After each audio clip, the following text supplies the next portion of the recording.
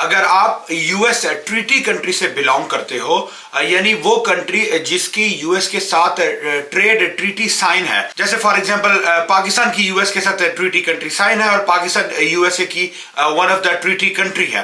तो अगर आप ट्रीटी कंट्री से बिलोंग करते हो और अमेरिका में अपना बिजनेस एस्टैब्लिश करना चाहते हो या अमेरिका में बिजनेस माइग्रेशन के तौर पे अपनी फैमिली के साथ मूव करना चाहते हो, तो आपके पास दो तरह के डिफरेंट ऑप्शंस हैं। एक E1 ट्रीटी ट्रेडर वीजा है और एक E2 ट्रीटी इन्वेस्टर वीजा है। E2 ट्रीटी इन्वेस्टर वीजा की रिक्वायरमेंट के लिए आपको अमेरिका में लोकली अपने किसी बिजनेस में एक इन्वेस्टमेंट करनी होती है सब्सटेंशियल अमाउंट की, और उस इन्वेस्टमेंट की बेस पे आप यूएसए में मूव करते हो। जबकि as compare to that E1 एक ऐसा जबरदस्त ट्रीटी ट्रेडर वीजा है कि जिसमें आपको अमेरिका में कोई बड़ी अमाउंट ऑफ इन्वेस्टमेंट जो है वो रिक्वायर नहीं होती है। आपने कोई मेजर इन्वेस्टमेंट अमेरिका में नहीं करनी होती, बल्कि इनफैक्ट आप अपने होम टाउन से अपने एग्जिस्टिंग बिजनेस में अगर आपके पास कोई भी ऐसी प्रोडक्ट या सर्विस मौजूद है जो आप यूएसए से ट्रेड करते हैं, मेजॉरिटी ऑफ द ट्रेड, तो आप E1 ट्रीटी ट्रेडर वीजा को कंसिडर कर सकते हैं। तो आज इस वीडियो में मैं आपको डिटेल के साथ एक्सप्लेन करूंगा कि E1 वीजा क्या होता है और आज के स्पेशली जो डिजिटल एंटरप्रेन्योर्स हैं, जो मॉडर्न बिजनेस ओनर्स हैं, जो डिजिटल या ई कॉमर्स या ऑनलाइन या इस तरह की किसी भी सर्विस इंडस्ट्री से बिलोंग करते हैं, तो ये एंटरप्रेन्योर्स E1 वीजा को कैसे क्वालिफाई कर सकते हैं। So stay tuned till the end of this video. अस्सलाम वालेकुम, my name is Rahil Shaikh, I am a business consultant based in Virginia USA. मेरी फर्म स्टार्टअप बिजनेस ब्यूरो में we provide consulting and management services to foreign investors and entrepreneurs जो USA में अपना business establish करना चाहते हैं और उस बिजनेस की बेस पे यूएसए के ई वीजा प्रोग्राम्स को परस्यू करना चाहते हैं।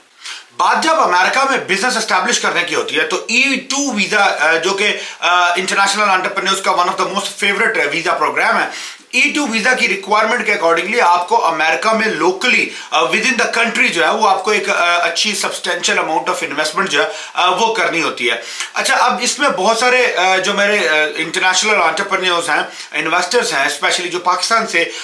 जो यंग एंटरप्रेन्योर्स हैं, डिजिटल एंटरप्रेन्योर्स, तो इन यंग एंटरप्रेन्योर्स का एक बड़ा कंसर्न होता है कि अगर आप किसी डिजिटल या सर्विसेज इंडस्ट्री में फॉल करते हो और आपके पास बिजनेस मॉडल कोई कैपिटल इंटेंसिव बिजनेस मॉडल नहीं है, then what kind of a business options do you have. Because अगर E2 के लिए आप बड़ी सब्सटेंशियल अमाउंट ऑफ इन्वेस्टमेंट नहीं करोगे तो E2 को क्वालिफाई नहीं करोगे, और लेकिन अगर आपका बिजनेस मॉडल ऐसा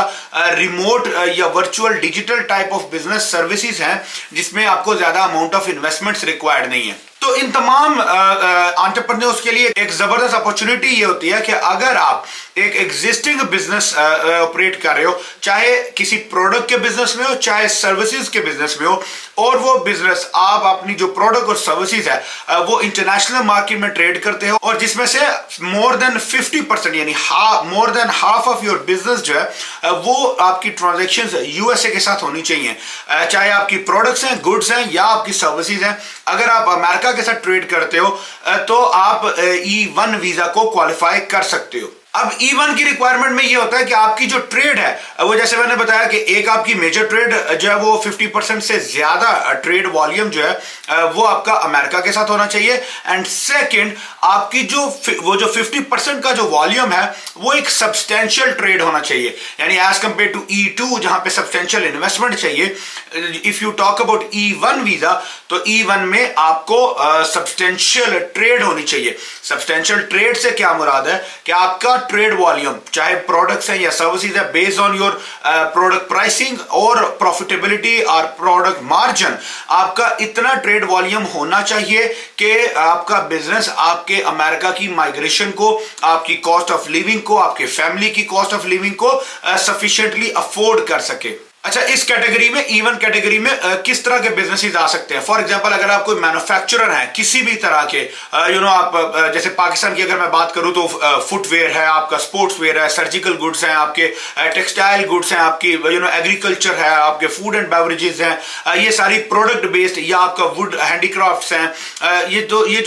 प्रोडक्ट बेस्ड बिजनेसेस हैं और अगर आप अमेरिका आपकी प्रोडक्ट की अमेरिकन मार्केट में डिमांड मौजूद है तो आप E1 वीजा को कंसीडर कर सकते हो। इसी के साथ साथ अगर आप सर्विसेज बिजनेस में हो जिसमें डिजिटल बिजनेस जैसे आप IT की सर्विसेज में हो, वेब डिजाइनिंग वेब डेवलपमेंट में हो, ERP सॉफ्टवेयर डेवलपमेंट्स में हो, आप डिजिटल मार्केटिंग की सर्विसेज प्रोवाइड करते हो, SEO की सर्विस प्रोवाइड करते हो, call centres BPO business process outsourcing की अगर आपके पास टीम है, आपके पास कॉल सेंटर्स हैं, आपके पास इंफ्रास्ट्रक्चर है, इसी तरह आपके पास अगर ट्रकिंग डिस्पैचिंग की सर्विसेज हैं, आप जो है वो मेडिकल बिलिंग की सर्विसेज कर रहे हो, आप ऑनलाइन